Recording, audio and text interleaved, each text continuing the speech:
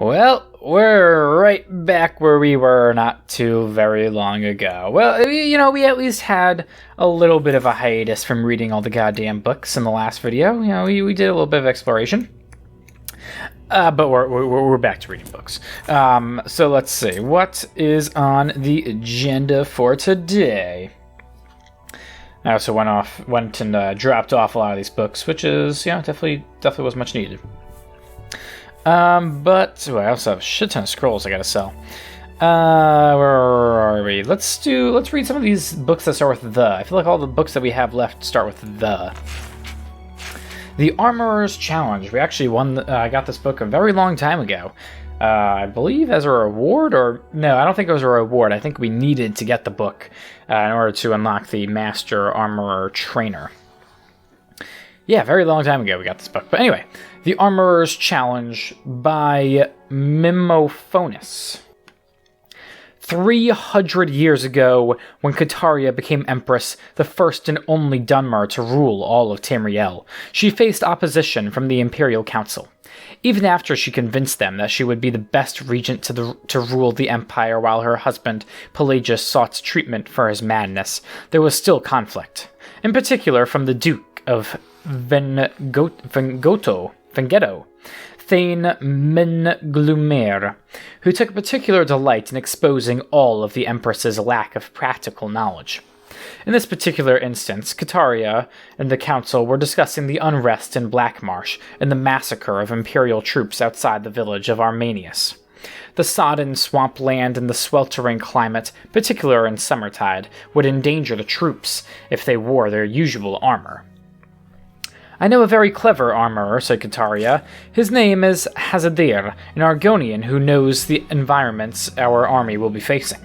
I knew him in Vivek, where he was a slave to the master armorer there, before he moved to the Imperial city as a freed man. We should have him design armor and weaponry for the campaign." Minglumar Mayor gave a short, barking laugh. "She wants a slave to design the armor and weaponry for our troops. Cerulus Sakis is the finest armorer in the Imperial City. Everyone knows that." After much debate, it was finally decided to have both armorers contend for the commission. The council also elected two champions of equal power and prowess, Nandor Berade and Raphalis Yule, to battle using the arms and armaments of the real competitors in the struggle. Whichever champion won, the armorer who supplied him would earn the Imperial Commission. It was decided that Berade would be outfitted by Hazadir and Yule by Sakis. The fight was scheduled to commence in 7 days. Cerulus Sakis began work immediately. He would have preferred more time, but he recognized the nature of the test. The situation Armenius was urgent. The Empire had to select their armorer quickly, and once selected, the preferred armorer had to act swiftly and produce the finest armor and weaponry for the Imperial army in Blackmarsh. It wasn't just the best armorer they were looking for, it was the most efficient.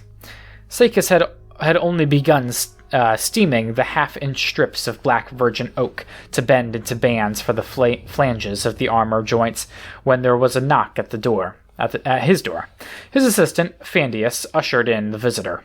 It was a tall reptilian of common markings, a dull green-fringed hood, bright black eyes, and a dull brown cloak. It was Hazadir, Kataria's preferred armorer. "I wanted to wish you the best of luck on the... Is that ebony?" It was indeed. Sakis had bought the finest quality ebony weave available in the Imperial City as soon as he heard of the competition and had begun the process of smelting it. Normally, it was a 6-month procedure refining the ore, but he hoped that a massive convection oven stoked by white flames born of magicka would shorten the operation to 3 days. Sakis proudly pointed out the other advancements in his armory. The acidic lime pools to sharpen the blade of the daikatana to an unimaginable degree of sharpness. The akaviri forge and tongs he would use to fold the ebony back and forth upon itself. Hazadir laughed. "Have you been to my armory? It's 2 tiny smoke-filled rooms. The front is a shop. The back is filled with broken armor, some hammers, and a forge. That's it. That's your competition for the millions of gold pieces in Imperial commission. I'm sure the Empress has some reason to trust you to outfit her troops, said Sorolus Sakis kindly. He had, after all, seen the shop and knew that what Hazadir said was true. It was a pathetic workshop in the slums, fit only for the lowliest of adventurers to get their iron daggers and cuirasses repaired. Sakis had decided to make the best quality, regardless of the inferiority of his rival. It was his way and how he became the best armorer in the Imperial city. Out of kindness, and more than a bit of pride, Sakis showed Hazadir how, by contrast, things should be done in a real professional armory. The Argonian acted as an apprentice to Sakis, helping him refine the ebony ore and to pound it and fold it when it cooled. Over the next several days, they worked together to create a beautiful daikatana with an edge honed sharp enough to trim a mosquito's eyebrows, enchanted with flames along its length by one of the Imperial battle mages, as well as a suit of armor of bound wood, leather, silver, and ebony to resist the winds of Oblivion. On the day of the battle, Sakis, Hazadir, and Fandius finished polishing the armor and brought in Raphaelis Yule for the fitting. Hazadir left only then, realizing that Nandor Beraid would be at his shop shortly to be outfitted. The two warriors met before the Empress and an Imperial Council in the arena, which had been flooded slightly to simulate the swampy conditions of Black Marsh. From the moment Sakis saw Yule in his suit of heavy ebony and blazing daikatana, and Beraid in his collection of dusty, rusted lizard scales and spear from Hazadir's shop, he knew who would win, and he was right. The first blow from the daikatana lodged in Beraid's soft shield, as there was no metal trim to deflect it. Before Yule could pull his sword back, Beraid let go of the now flaming shield, still stuck on the sword, and poked at the joints of Yule's ebony armor with his spear. Yule finally retrieved his sword from the ruined shield and slashed at Beraid, but his light armor was scaled and angled, and the attacks rolled off into the water, extinguishing the daikatana's flames. When Beraid struck at Yule's feet, he fell into the churned mud and was unable to move. The Empress, out of mercy, called a victor. Hazadir received the commission and thanks to his knowledge of Argonian battle tactics and weaponry and how best to combat them. He designed implements of war that brought down the insurrection in Armanius. Cataria won the respect of council, and even grudgingly that of Thane Minglumer.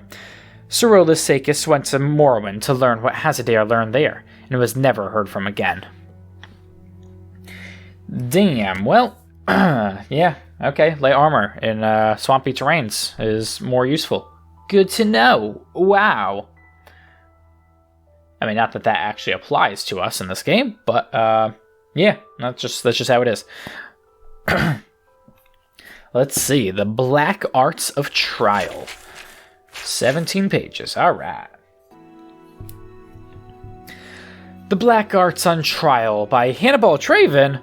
Oh shit, it's fucking Archmage Traven, Archmagister of the Mages Guild. History, shit, okay. Necromancy, God, I wish we had read this like fucking ages ago, huh? Well, what? Here we are, all these fucking years later. Hannibal Traven has been dead for fucking like 3 years in game time and real life time, to be honest.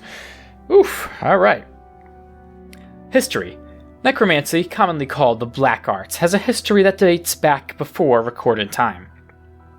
Virtually all the earliest laws of the land make mention of it as expressly forbidden on pain of death. Independent practitioners of the arts of sorcery, however, continued its study.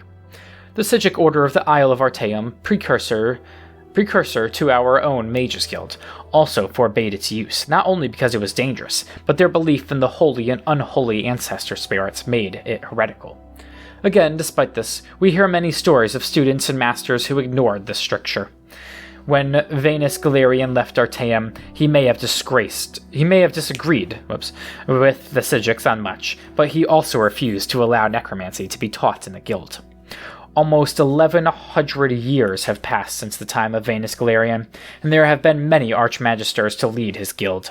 The question of necromancy has continued to be asked.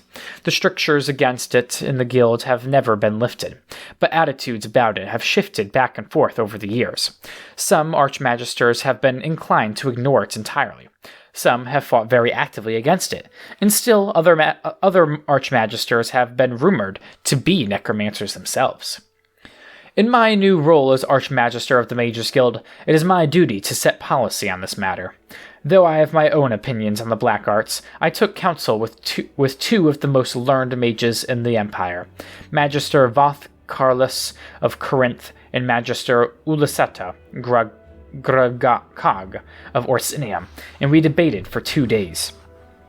What follows are summaries of the salient points of the debate, arguments and counter-arguments, which led to the resolution of the Mages Guild on the subject of necromancy.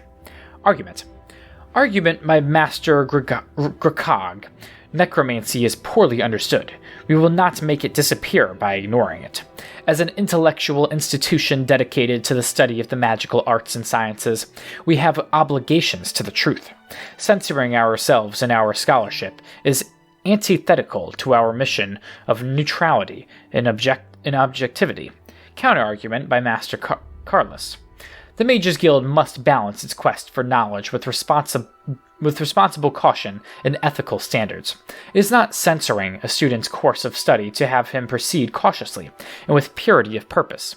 It is not limiting a student's freedom to set rules and boundaries. Indeed, it is essential.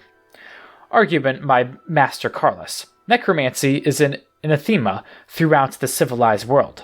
To embrace it publicly, the Mages Guild will inspire fear and hostility in the populace at large.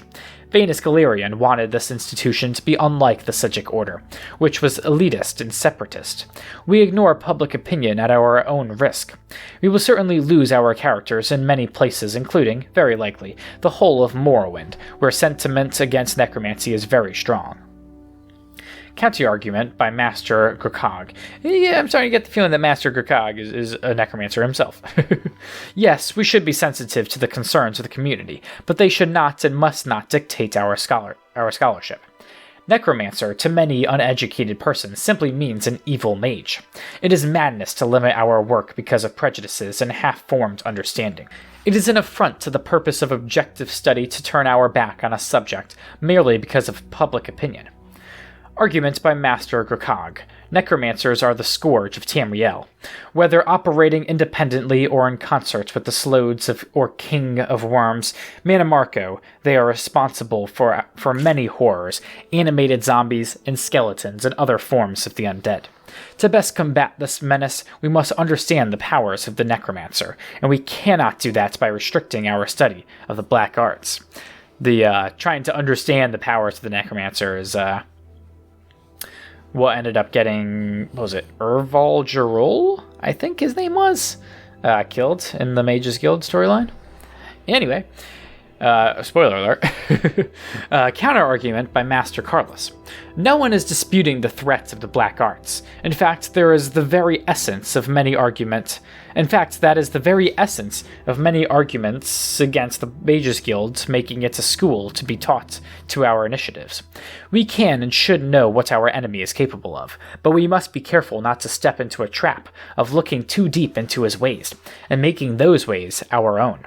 We do no one any good if by studying the evil ways we become evil ourselves. Argument by Master Carlus. Necromancy is inherently dangerous. Only one cannot dabble in it. The simplest spell requires the spilling of blood, and immediately begins to corrupt the caster's soul. This is not conjecture, but simple fact. It is irresponsible of the guild to teach and thereby encourage a sort of magical study which has proven itself time and time again to bring nothing but terror and misery on the practitioner and world. Counter-argument by Master Gragog. All schools of magic are dangerous to the uninitiated. A simple fireball spell from the School of Destruction can cause great harm when cast by a novice, not only to others, but to the mage himself. The School of Mysticism, by its very nature, forces the practitioner to divorce his mind from logic, to embrace a temporary sort of insanity, which one might argue is very like corrupting one's soul. What about spilling your own blood, though? I mean, Argument by Master Gragog. The guild already permits some forms of necromancy. The schools of Magicka are, as we know, artificial constructs, originally formulated by Venus Galerion to divide and thereby simplify study. They have changed many times throughout the years, but at their heart, every master knows they are all linked together. When a student of conjuration summons a guardian ghost, he is touching on the school of necromancy. When a student of enchantment uses a trapped soul, he too may be considered guilty of a black art. That makes a lot of sense, yes. The school of mysticism, as I have stated before, has some kinship with necromancy as well. To state that students may not learn the ways of necromancy is to stifle common skills in the other, more historically legitimate schools of the guild. Counter-argument by Master Carlos. Yes, the schools are intertwined, but the standard spells of each school have passed the proof of time. We know that a student of mysticism, properly instructed, will not be permanently harmed by his experience. In many ways, it is a question of extremes. How far would we permit our studies to take us? Necromancy, by its nature, relies on the practitioner going further into the darkness than is wise, virtually guaranteeing his destruction.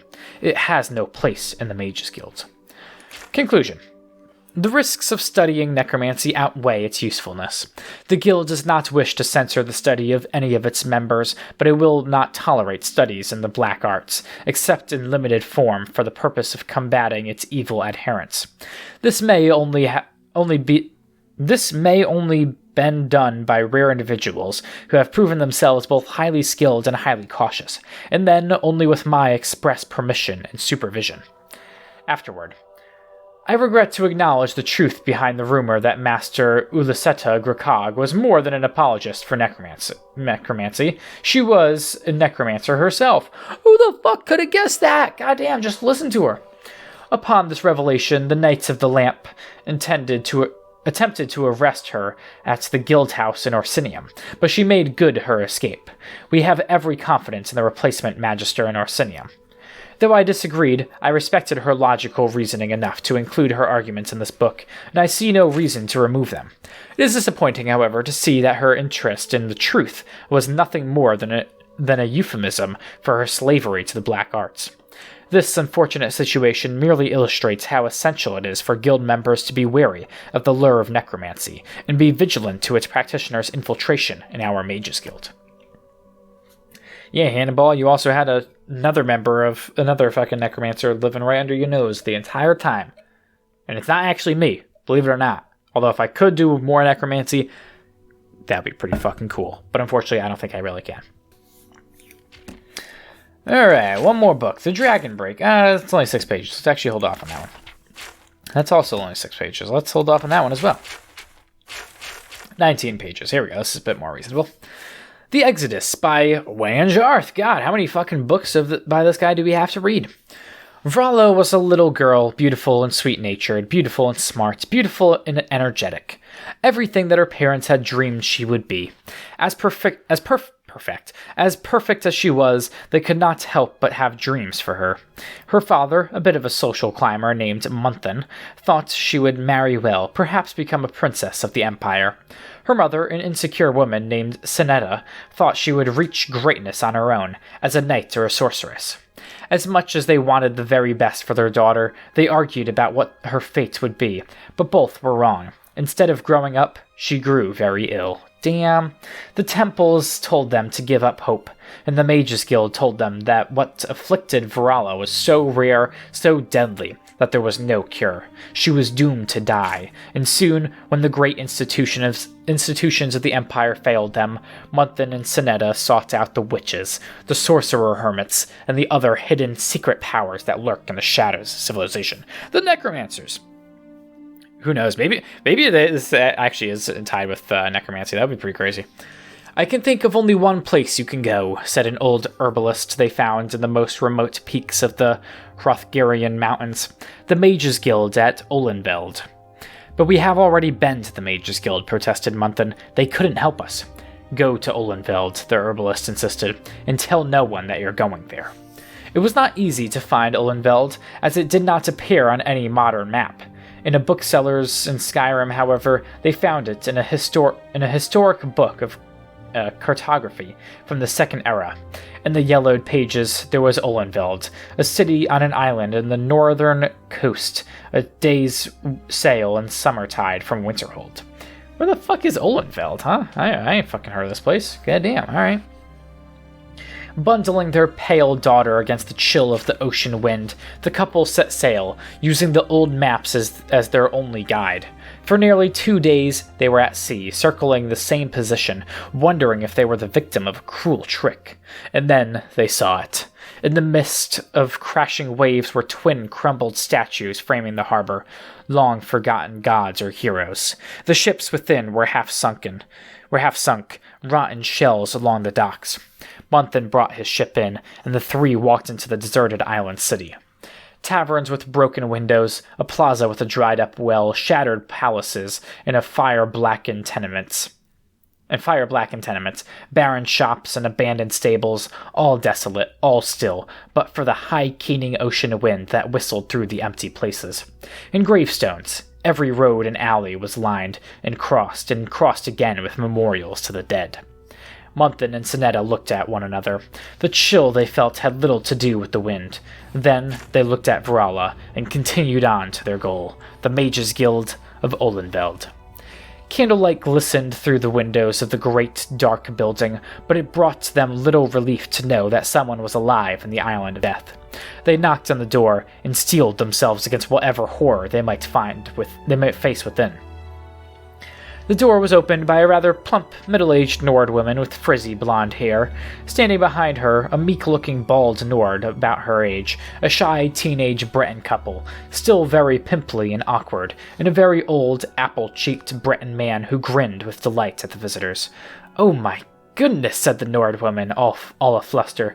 "I thought my ears must be fooling me when I heard that door a-knockin'. Come in, it's so cold." The three were ushered in the door, and they were relieved to find that the guild did not look abandoned in the least. It was well swept, well lit, and cheerfully decorated. The group fell into introductions, and the inhabitants of the guild house in Olenveld were two families: the Nords, Hjalmar and Net, and the Bretons, Lilwell, Rosalind, and Old Winster. They were friendly and accommodating, immediately bringing some mulled wine and bread while Munthin and Sonetta explained to them what they were doing there, and what the healers and herbalists had said about Virala.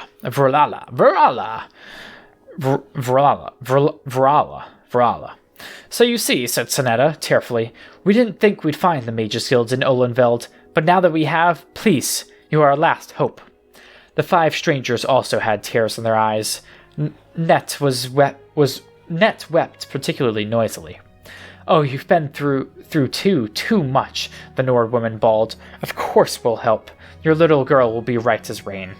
"It is fair to tell you," said Hjalmar, more stoically, though he clearly was also touched by the tale.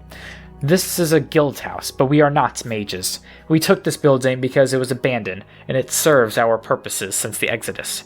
We are necromancers." "Necromancers," Sonetta quivered.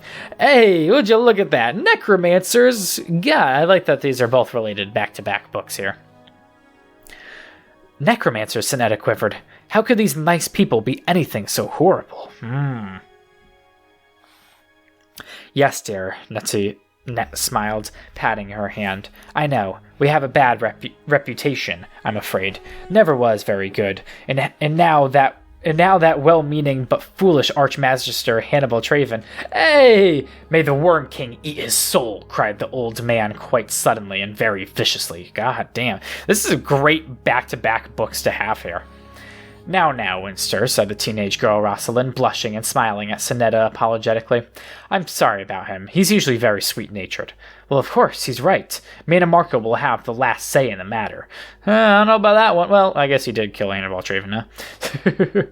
Well, actually, I killed him. Yeah. "Well, of course he's right. Mana Marco will have the Hjalmar said. "But right now, it's all very well awkward.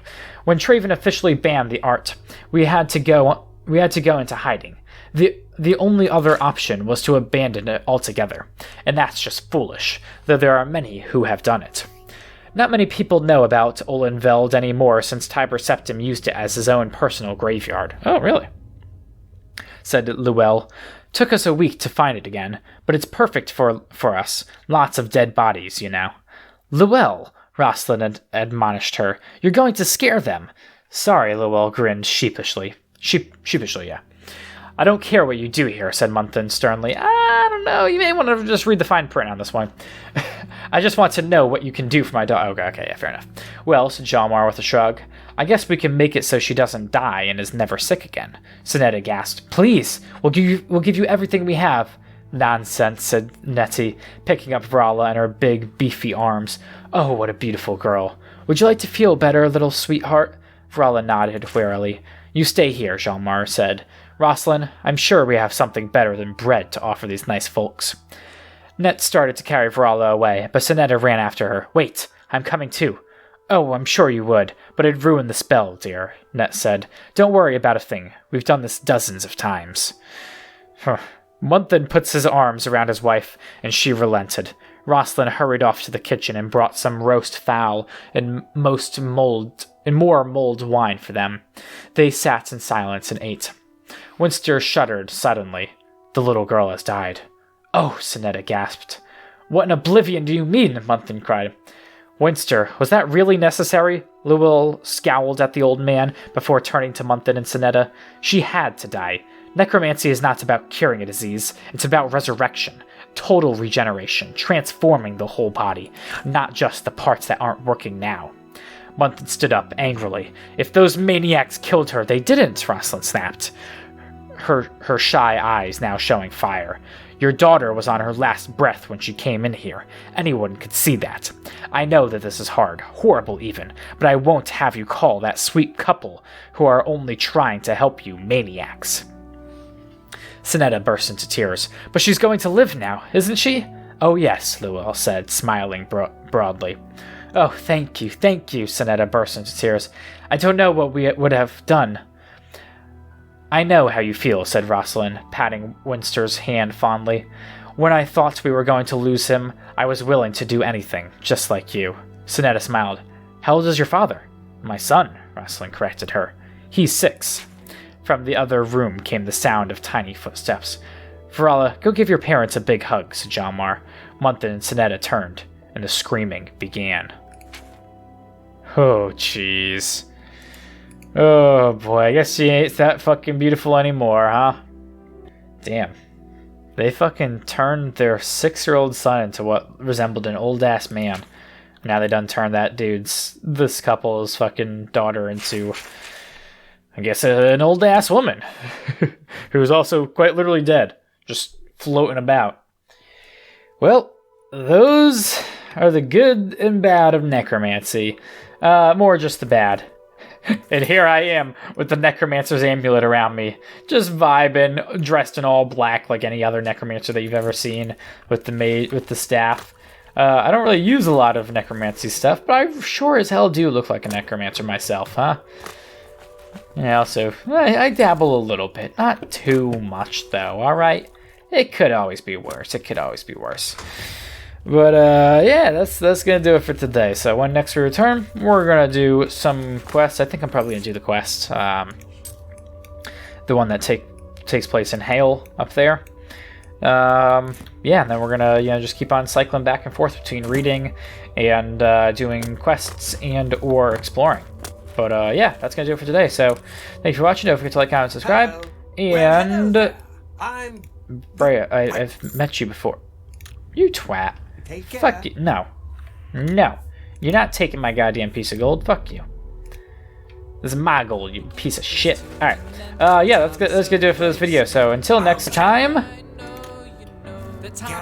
Gal burst in it. Cause I don't wanna see the glow without you. Refuse to even leave my home without you. Or my brain's gonna explode without you. I don't even know how to cope without you. Cause I don't wanna see the glow without you. Refuse to even leave my home without you. Or my brain's gonna explode without you. I don't even know how to cope without you.